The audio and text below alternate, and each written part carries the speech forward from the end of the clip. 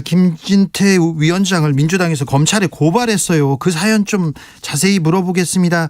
민주당 선대위 방송토론 콘텐츠 단장을 맡고 있습니다. 박주민 의원, 안녕하세요. 네, 안녕하십니까. 자, 이재명 후보 자녀 입시 비리에 대해서 폭로를 했다가 착오가 있었다고 이렇게 또 뒤로 물러섰습니다.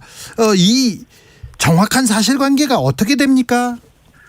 일단은 그 국민의힘 의원들 66분이 입장을 발표했다가 철회하셨죠. 66명이나 했어요? 네, 66명이 이제 입장을 밝혔다가 철회하셨는데, 네. 입장을 밝혔을 때 이제 이재명 후보의 아들이 네. 뭐 삼수생인데 특별 전형으로 고대에 합격했다 이렇게 얘기를 했었어요. 예. 네.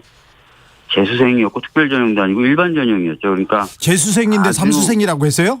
네. 그리고 일반 전형인데 특별 전형이라고 했고요. 네. 그래서 아주 기초적인 사실관계조차도 확인하지 않고 의혹을 네. 제기했던 것입니다. 네. 그래서 그런 입장을 밝힌 지 몇 시간 만에 그 입장을 철회한 것이고요. 네. 물론 이제 철회하면서 뭐 유감을 표명했죠. 미안하다 이렇게. 예. 그러나 굉장히 이제 중대한 허위 사실을 유포한 셈이 됐기 때문에 네. 저희들은 이제 고발이라는 법적 조치까지 나가게 된 것입니다. 유감 표명하고 사과하고 이 정도면 굉장히 이렇게 숙인 건데요. 정치 이 대선 전국에서. 그런데 고발까지 가야 될 이유가 있었습니까? 아까 말씀드렸던 것처럼 상대 후보에 대한 검증 차원에서 네. 이런 문제가 있는 것 아니냐라는 의견은 이야기할 수 있습니다. 네. 그러나 아주 기초적이고 아주 초보적인 사실관계도 확인하지 않은 채 사실이 전혀 아닌 내용을 주장하면서 상대편 후보를 공격하는 것은 굉장히 이 선거의 공정한 질서를 훼손할 수 있는 행위입니다. 네, 네. 그렇기 때문에 이런 거에 대해서는 저희들이 단호하게 대처해야 된다는 입장을 가지게 됐고요. 예. 그 입장에 따라서 고발하게 된 겁니다. 예. 오늘 법사위에서 공수처장이 출석해서 얘기했습니다. 사찰 논란 매우 뜨겁던데 이 사안 어떻게 이해해야 합니까? 우선은 이 통신 자료를 요청하고 또 제공받는 것이 무분별하게 이루어지면 안 됩니다. 안 되죠. 저는 거기에 대해서 반대해 왔고 네. 그것을 제한하는 입법을 20대 국회 때 발의하기까지도 했었습니다. 변호사 때도 반대했죠.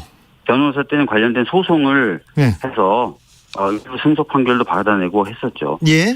그래도 여기에 대해서 반대하는 입장은 분명합니다. 그런데 지금 이제 야당이 이야기하고 있는 것은 그런 것에 대한 어떤 건전한 문제 제기를 넘어서 좀 정치 공세적인 성격이 있어요. 네.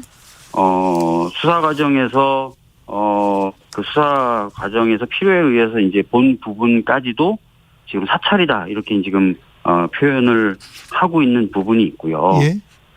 그래서 이제 그런 부분에 대해서 저희들이 좀 정확하게 사실관계를 정리할 필요가 있다라고 이야기를 하고 있고 또 하나는 아까 말씀드렸던 대로 20대 국회 때 이 통신 자료를 제공해달라고 요청하거나 제공받는 행위를 좀 제한하기 위한 여러 입법들이 발의됐지만 그 당시에는 국민의힘 의원들이 반대해서 이 법이 통과가 안 됐었거든요. 아, 그렇습니까? 그러니까 본인들이 그때 수사기관이 좀 더 수사를 편하게 해야 된다는 이유로 반대했다가 지금은 또 이걸 가지고 문제 제기하니까 이런 정치 공세하지 말고 제도 개선에 나서자라고 요구를 하고 있는 상황입니다. 네. 지금 경찰이나 검찰, 공수처에서 조금 무분별하게 통신 자료, 통신 사실 확인 자료 이런 거 좀 들여다보는 측면이 있죠.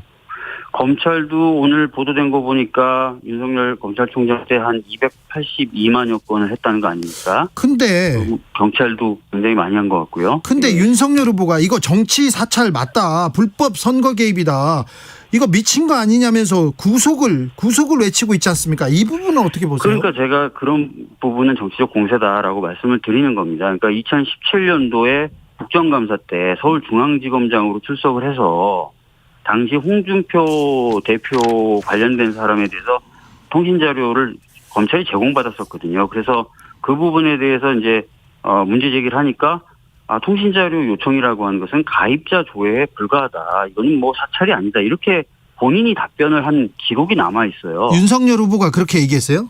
예, 본인이 그렇게 국정감사 때 얘기를 했는데 이제 와서는 이제 그런 게 다 사찰이다.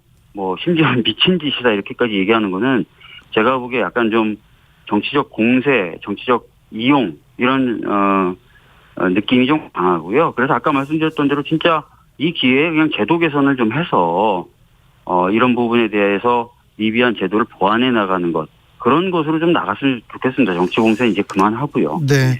그런데 아무튼 공수처가 이렇게 통신자료 조회하고 뭐 요란스럽기는 하는데 그 수사 결과를 보면 조금 실망스럽기도 합니다. 저희들이 사실은 이제 그런 부분에 대해서 오늘 공수처장한테 여러 차례 얘기하고 있습니다. 특히 네. 이제 판사 사찰 문건 작성 관련돼서는 이미 법원에서 윤석열 후보가 총장 당시에 지시를 했던 거고, 그것은 굉장히 불법적인 일이다라고 법원에서 이미 판단을 했지 않습니까? 네. 그런 부분에 대해서까지도 지금 수사가 제대로 되지 않고 있는 부분에 대해서 저희들이 지적을 했고, 뭐 나름 여러 가지 고충을 토로하면서 열심히 수사하겠다고는 하고 있습니다. 네. 아무튼 적법한 수사하고 사찰 요거 근본적인 차이가 있습니까? 네, 뭐 구분해서 볼 필요는 있죠. 하지만 적법하다 하더라도 막 지나치게 광범위하게 하는 건 돼야 돼서 이 네. 기회에 제도적인 보완 같은 것들은 이루어졌으면 좋겠습니다. 야당도 문제제기하고 있으니까요. 예, 맞습니다. 네. 예. 그래야죠. 네. 이 기회에 좀 바꿔주세요. 못하게. 그래서 오늘 제가 그걸 좀 세게 얘기했더니 어떻게 될지 모르겠습니다. 봤더니 국민의힘 의원분들 중에서 제법 20대 때 제가 발의했던 법안하고 거의 비슷한 취지로 최근에 발의를 하셨더라고요. 그래요? 예, 20대 때 국회하고는 달리 네. 통과가 되지 않을까 이렇게 기대를 해봅니다. 이 기회에 국민의힘 의원들의 힘을 모아가지고 네. 통과하세요. 네. 알겠습니다. 네. 예. 더 세게 말하세요. 박주민 의원은 좀 기운이 없어요. 그죠? 네. 자, 네, 세게 얘기하겠습니다. 다른 네. 얘기 물어볼게요. 고발사주 네. 의혹은 어떻게 돼가고 있습니까? 고발사주 의혹 관련돼서 저희들이 이제 그 공수처장에게 여러 가지 그 질문도 하고 그랬는데 네. 뭐 수사는 하고 있다고 하는데 좀 잘 진전은 안 되는 것 같습니다. 예. 왜 진전이 안 돼요? 이 간단한 사건인데. 아무래도 이제 그 드러난 증거에 의해서 확인된 경우는 이제 쉽게 뭐 기소를 한다든지 이렇게 할 수 있는데, 사실은 저희가 이제 좀 더 밝혀져야 된다는 부분들은 지금 드러난 사람들을 누가 지시했고 예. 또 어떤 목적에서 지시했고 이런 것들이 더 드러나야 된다고 보고 있지 않습니까? 예. 이런 부분은 이제 관련자들이 진술을 해주지 않으면 확인하기가 굉장히 어려운 부분입니다. 그런데 고발장을 누군가는 작성했지 않습니까? 그렇죠. 작성했으니까 고발장이 있을 거 아니에요. 소가 그렇죠. 작성했습니까? 네. 호랑이가 있습니까? 이건 누가 했는데 왜 그 주변 사람들이 했는데 왜 그걸 못 밝히죠? 그러니까 지금 드러난 사람들, 뭐 그 고발장을 받은 사람, 전달한 사람, 전달받아서 뭐 접수한 사람, 이런 사람들은 다 특정이 드러나 있는 거죠. 예. 그런데 이제 누가 이제 그런 전반적인 행위들을 지시했는지, 지시했는지는 지금 아직까지 안 밝혀지고 있는 그런 상황인 거죠. 네. 이 사건 미궁에 빠지는 거 아닙니까? 글쎄요, 뭐 공수처는 나름 열심히 하고 있다니까 좀 더 지켜봐야 될 것 같은데요. 예. 진술이 굉장히 중요한 그런 성격의 사건이기 때문에 네. 꼭 입을 다문다면 아까 말씀드렸던 지시자 부분에 대해서는 미궁에 빠질 수 있겠죠. 네. 저 의원님 선대위에서 방송토론 콘텐츠 단장 맡고 계십니다. 이거 뭐 하는 데입니까? 후보자의 토론과 예.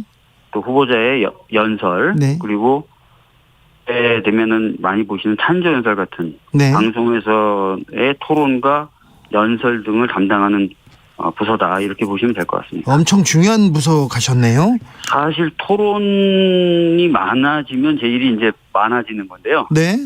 우리 윤 후보께서 토론을 자꾸 안 하시려고 그래서 제 일이 많이 줄어들 수도 있을 것 같습니다. 근데 네. 토론회를 그래서 7회 이상으로 확대하는 법안을 냈다면서요.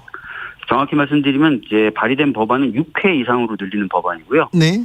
그 법안을 이제 김승남 의원이라는 분이 발의를 해놓은 상태입니다. 예.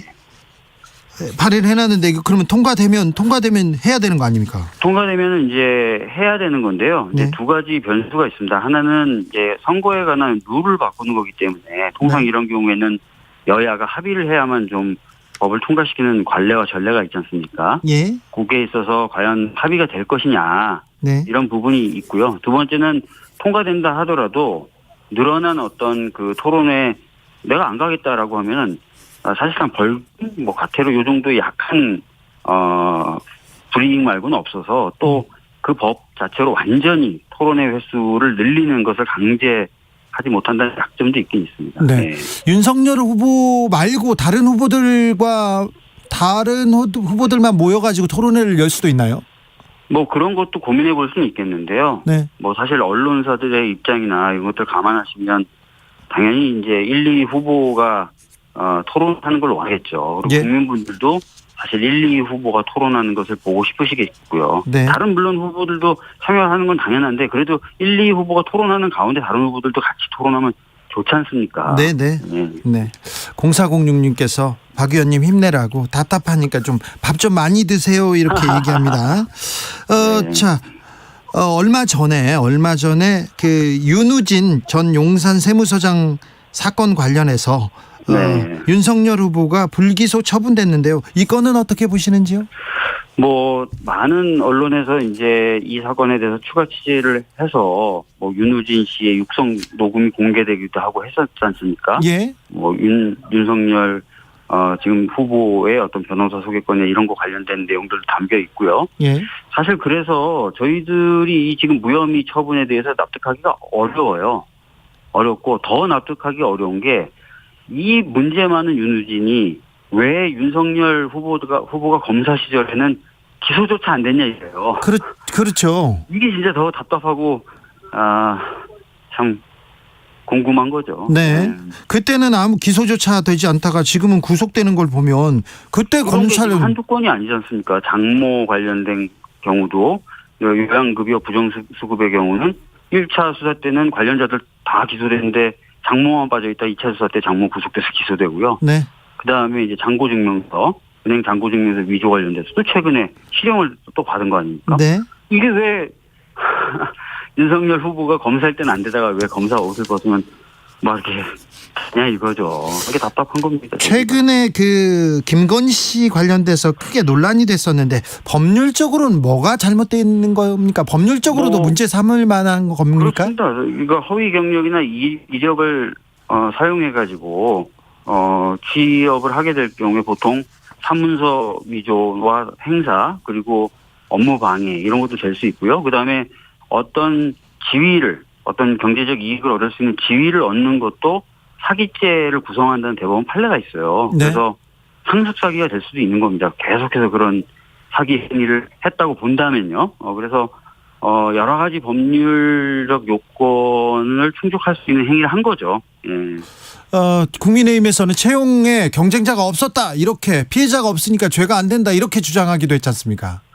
근데 이제 아시다시피 사문서 위조나 행사 이런 것들은 이미 피해자가 존재하죠. 그 사문서를 위조했으면 그 사문서를 정당한 권한에 의해서 발행할 그 사인에 이미 피해를 입힌 거고요. 네.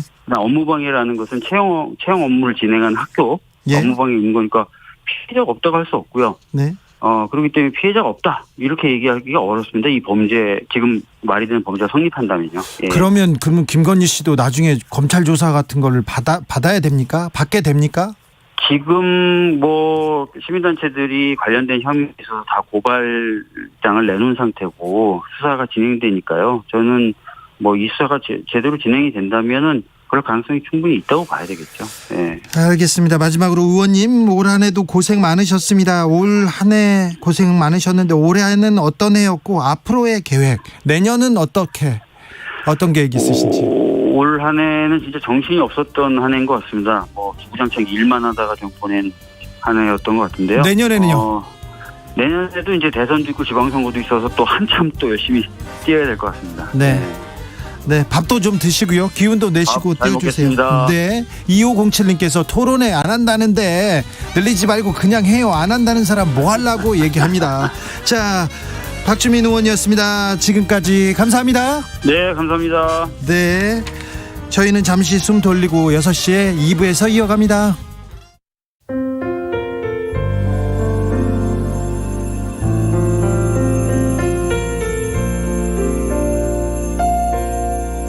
KBS 라디오 연중기획 희망충전 대한민국 462번째 이야기. 안녕하세요. 아나운서 이현주입니다.